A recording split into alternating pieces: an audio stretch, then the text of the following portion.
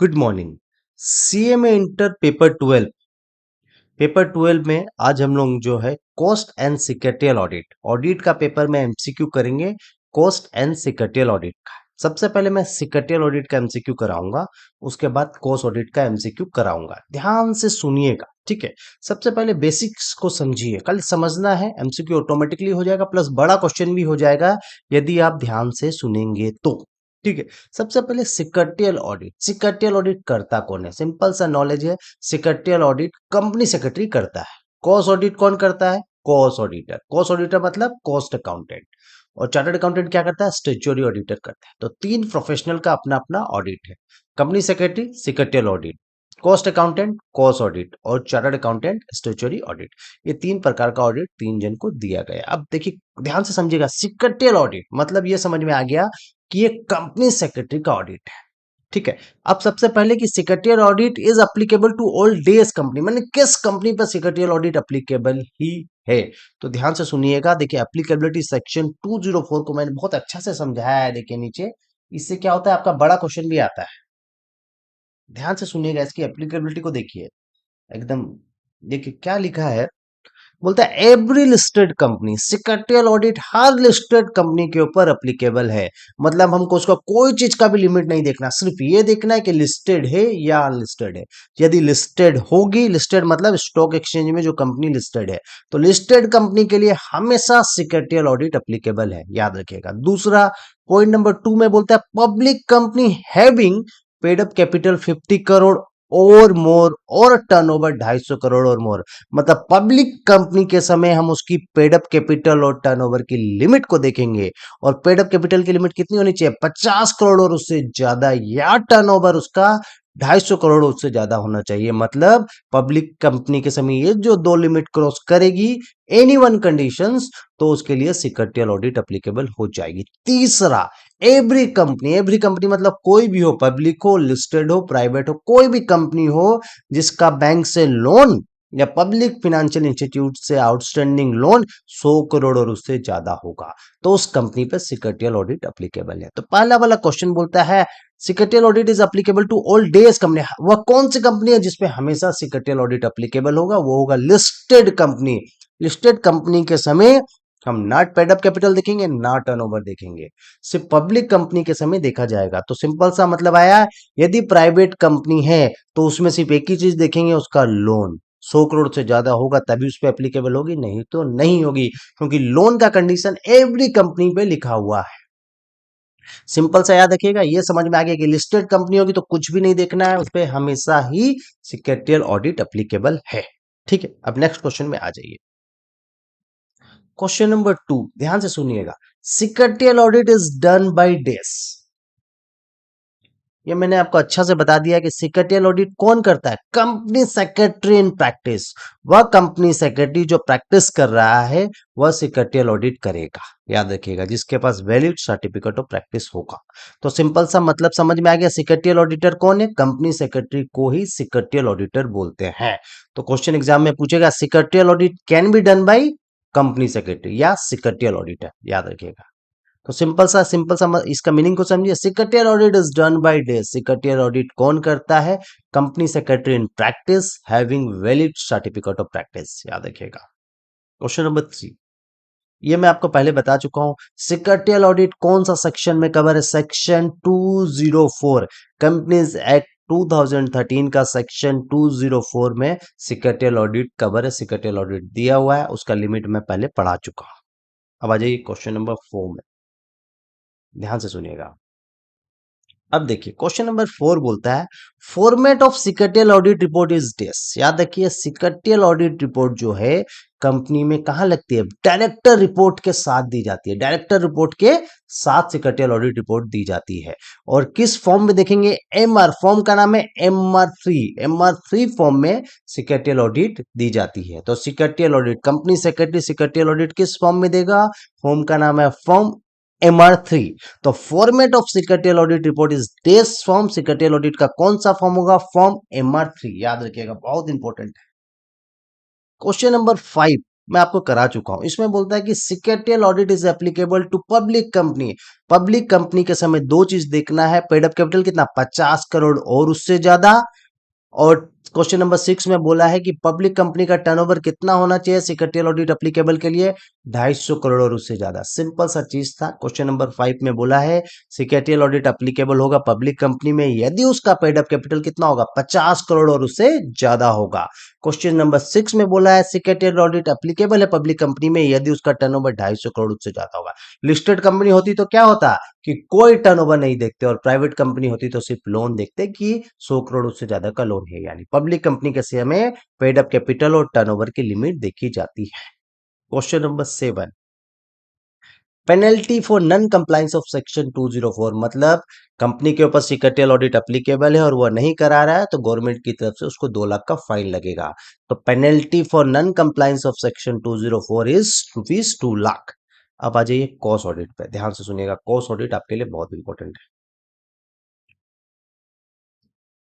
ध्यान से सुनिएगा, कॉस्ट ऑडिट एक एक क्वेश्चन इसका रेलिवेंट है, बड़ा क्वेश्चन भी आप कर पाएंगे यदि आपने ध्यान से सुन लिया।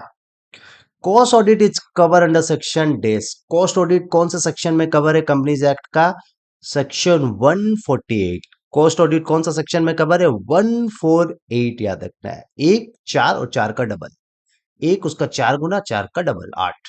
तो 148 सेक्शन कॉस्ट ऑडिट के लिए बोलता है।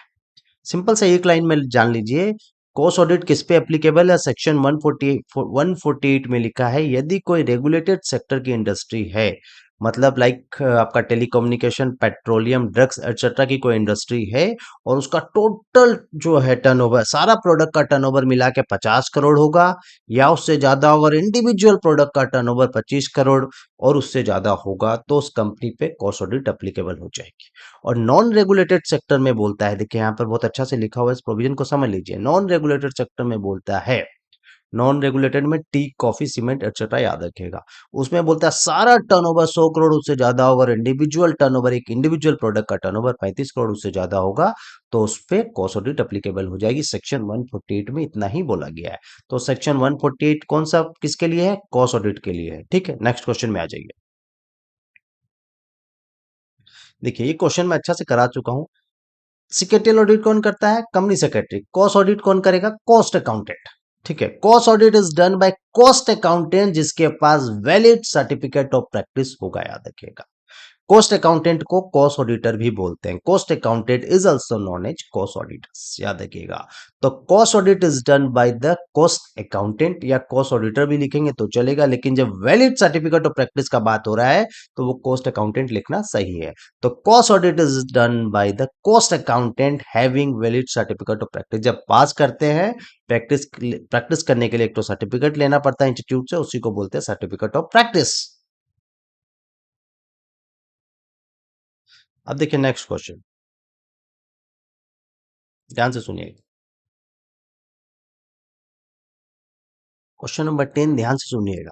Course records are to be maintain in this form, याद रखिएगा। कोर्स ऑडिट और कोर्स रिकॉर्ड्स दोनों का अलग अलग प्रोविजन है, याद रखिएगा। तो कोर्स रिकॉर्ड्स के लिए क्या प्रोविजन बोलता है, बोलता है कोर्स रिकॉर्ड जिस कंपनी का कोर्स ऑडिट एप्लीकेबल है या नहीं, उसको मतलब नहीं है। यदि किसी भी कंपनी का, मतलब रेगुलेटेड सेक्टर हो या अनरेगुलेटेड सेक्टर हो, टर्नओवर 35 करोड़ और उससे ज्यादा होगा, 35 करोड़, याद याद रखिएगा 35 करोड़, प्रीसीडिंग फाइनेंशियल ईयर का टर्नओवर यदि 35 करोड़ और उससे ज्यादा होगा तो उसको कोस्ट रिकॉर्ड्स मेंटेन करना पड़ेगा फॉर्म CRA 1 में। याद रखिए कोस्ट ऑडिट से कोई मतलब नहीं है। कोस्ट रिकॉर्ड्स एक अलग चीज होता है, कोस्ट ऑडिट एक अलग चीज होता है। तो कोस्ट ऑडिट के लिए अलग टर्नओवर है, 100 करोड़ 25 करोड़ का अलग देखेंगे, लेकिन कोस्ट रिकॉर्ड्स के लिए एक अलग टर्नओवर है। तो कोस्ट रिकॉर्ड्स के लिए याद रखिए, सिर्फ इतना याद रखना है, यदि उसका turnover, if turnover of preceding financial year 35 crore और उससे ज्यादा होगा तो उसको कोस्ट रिकॉर्ड्स मेंटेन करना पड़ेगा फॉर्म नंबर CRA 1। CRA 1 क्या चीज का है, कोस्ट रिकॉर्ड्स का है। CRA 2 किसका है, कोस्ट ऑडिटर का। आगे पढ़ेंगे, देखिए appointment of cost auditor. Cost auditor को कंपनी का बोर्ड अपॉइंट करता है, याद रखिएगा। तो फाइल कब, जब कोस्ट ऑडिटर को कंपनी अपॉइंट करता है तो फॉर्म CRA 2 फाइल करता है, याद रखिएगा। CRA 1 किसका है, कोस्ट ऑडिट रिकॉर्ड्स का है, याद रखिएगा। अभी बताया था, देखिए CRA1 है क्या, कॉस्ट रिकॉर्ड्स का, याद रखिए कॉस्ट रिकॉर्ड्स इज CRA1, और CRA2 किस क्या, appointment of the cost auditors, याद रखिए। बोलता है CRA2 फाइल करना पड़ता है जब कॉस्ट ऑडिटर को अपॉइंट करेंगे। सिंपल सा नॉलेज के लिए बता दे रहा हूं, देखिए कब CRA2 आपका फाइल होगा, देखिए with in 30 days of appointment, जब अपॉइंटमेंट किया उसके 30 दिन के अंदर कर लीजिए, लेकिन वो और with in 180 days of starting of financial year से 180 दिन के अंदर हो जाना चाहिए, याद रखिएगा, विच एवर इज अर्लियर। मतलब जिस दिन कॉस्ट ऑडिटर को अपॉइंट किया वहां से 30 दिन के अंदर कर लीजिए, या फाइनेंशियल ईयर जहां पर खत्म हो रहा है, मार्च खत्म हो रहा है, तो सितंबर एंड से पहले कर लीजिए, जो जल्दी होगा उस समय आप उस कॉस्ट ऑडिटर को अपॉइंट कर लेंगे। तो फॉर्म याद रखिएगा, कॉस्ट रिकॉर्ड का CRA1 और कॉस्ट ऑडिटर का CRA2। अब CRA3 क्या चीज का है, कॉस्ट ऑडिट रिपोर्ट का है, याद रखिएगा। जो कॉस्ट ऑडिटर आपका कॉस्ट ऑडिट रिपोर्ट बनाएगा, जो डायरेक्टर रिपोर्ट के साथ जाती है, उसको बोलते हैं, उस किस फॉर्म में देगा, CRA2 में। जैसे MR फॉर्म में देते हैं क्या, सिकटेल ऑडिट, तो कॉस्ट ऑडिटर अपना रिपोर्ट किस फॉर्म में देगा, CRA3 में, याद रखिएगा। Cost audit report which form, CRA3। तो 3 फॉर्म हो गया, CRA1 कॉस्ट रिकॉर्ड्स का, CRA2 appointment of cost auditor, CRA3 क्या, कॉस्ट रिपोर्ट्स का, कॉस्ट ऑडिट रिपोर्ट का।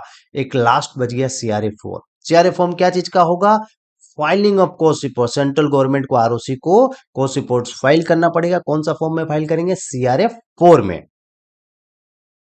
क्वेश्चन नंबर 14 खाली सुन लीजिए, याद हो जाएगा। Cost auditor is required to be appointed by the days of the company on recommendation of audit committee. याद रखिए, कॉस्ट ऑडिटर को रिकमेंड कौन करता है, ऑडिट कमिटी। यदि कंपनी में ऑडिट कमिटी है तो वो रिकमेंड करेगी, नहीं तो बोर्ड बोर्ड कर लेगा, काम खत्म। तो याद रखिएगा, cost auditor is required to be appointed by the board of director. Board of director cost auditor को अपॉइंट करता है, लेकिन रिकमेंडेशन किसका लेता है, कौन रेफर करता है, ऑडिट कमिटी कॉस्ट ऑडिटर को रेफर करता है। तो क्वेश्चन नंबर 14 और 16 जो है, 14 और 15 होगा, दोनों सेम है। Cost auditor is appointed by the board on recommendation of audit committee. Question number 17, cost audit is mandatory, जब मैंडेटरी वर्ड आ गया, देखिए only when specific order is issued. याद देखिए, किसके पास पावर है कि कंपनी के ऊपर बोल देगा कॉस्ट ऑडिट अप्लीकेबल है, गवर्नमेंट के पास पावर है। गवर्नमेंट चाहे जिस कंपनी को बोल सकता है, उसको लगता है कि कंपनी फ्रॉड कर रहा है, कॉस्ट ऑडिट उस पर अप्लीकेबल करा सकता है। तो स्पेसिफिक पावर गवर्नमेंट यहाँ पर रखा है। तो cost auditor is mandatory only when specific order, order कौन दे सकता है, government, central government, is issued by the central government, याद रखिएगा। नेक्स्ट क्वेश्चन ये करा चुका हूं, cost audit report is submitted to the central government. याद रखिए, CRA4 फॉर्म में cost audit report central government को, मिनिस्ट्री ऑफ कॉर्पोरेट अफेयर्स को फाइल होती है 30 डे, जिस दिन मिली वहां से 30 दिन के अंदर। याद देखिए, जिस दिन कॉस्ट ऑडिटर हमको रिपोर्ट देगा वहां से 30 दिन के अंदर हम सेंट्रल गवर्नमेंट को दे देंगे। क्वेश्चन नंबर 19 लास्ट है। ये कॉस्ट ऑडिट कौन सा सेक्शन है, सेक्शन 148। Thank you. मेरा क्लास अच्छा लगा तो मेरे चैनल को लाइक शेयर एंड सब्सक्राइब जरूर कीजिएगा, और मेरा क्लासेस चाहिए तो डिस्क्रिप्शन में पूरा डिटेल दिया हुआ है। Thank you.